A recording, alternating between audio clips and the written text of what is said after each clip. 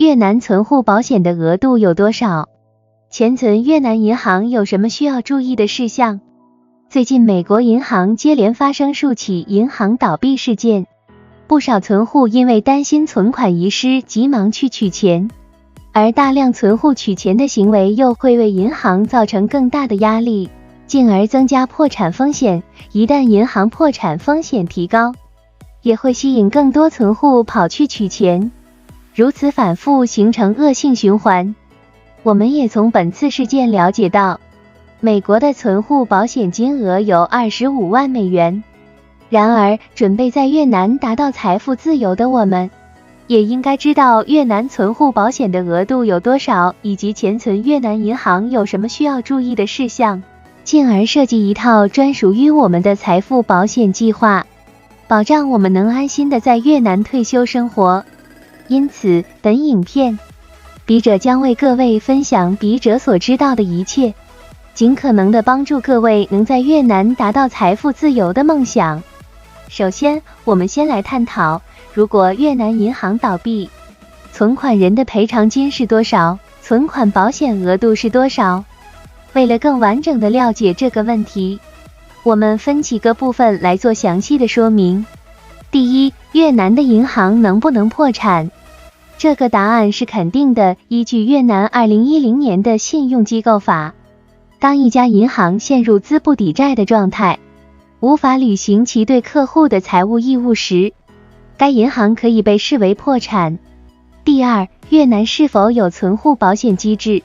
这个答案是肯定的。依据越南2012年的存款保险法，每间银行在接受存户的存款时，都必须为其参加存款保险，而存款保险机构是越南国家金融机构，因此相当的安全。第三，存款保险适用的银行有哪些？存款保险适用于所有在越南的银行，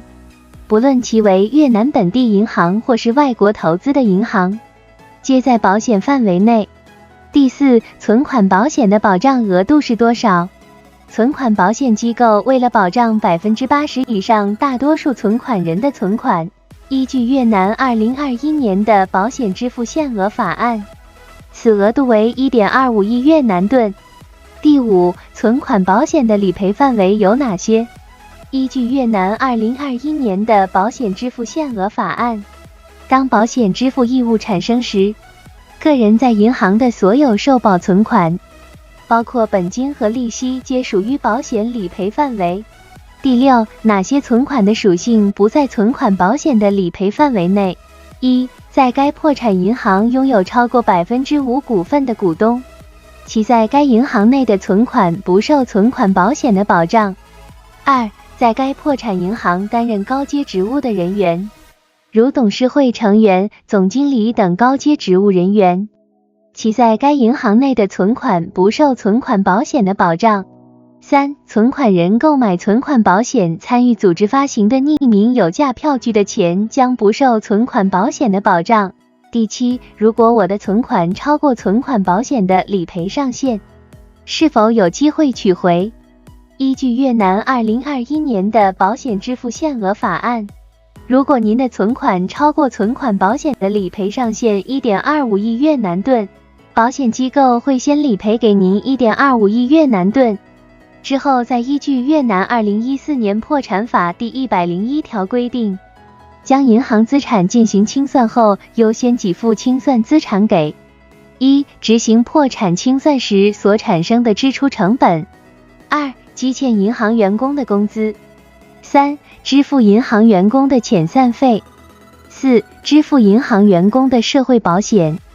五、支付银行员工的医疗保险；六、支付银行与员工签订的劳动合同和集体劳动协议规定中的其他福利；七、存户的存款理赔。由上述这些理赔顺序来看，存户的存款理赔排在第7位，因此超过存款保险理赔上限的部分，存户不见得有机会取回。第八，越南是否曾经发生过银行倒闭事件？截至目前为止，越南尚未有任何一家银行破产的案例发生。在了解了越南存户保险的部分后，接下来我们将为各位介绍钱存在越南银行需要注意的事项。首先，我们了解到存款保险的理赔金额上限为 1.25 亿越南盾，因此如果您拥有的存款金额大于 1.25 亿越南盾，但又没有大太多，则小编建议您可以以 1.25 亿越南盾为单位，分散存放在不同的银行里。虽然越南的存款保险法没有特别提到，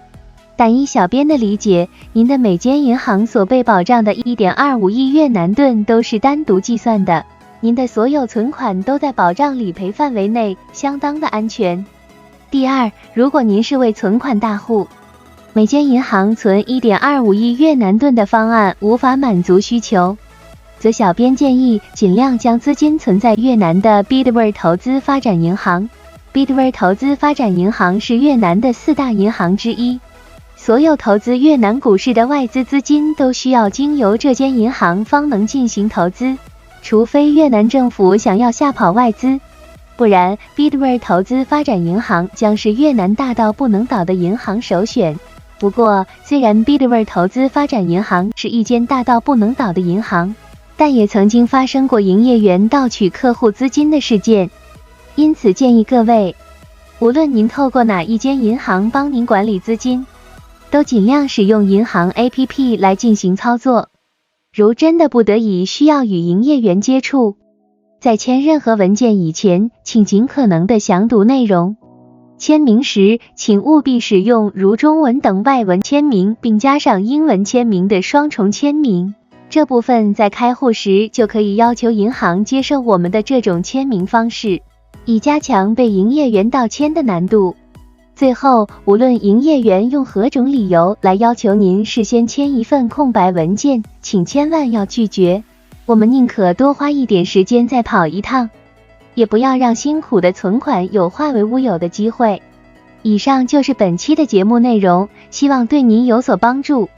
谢谢您的观看。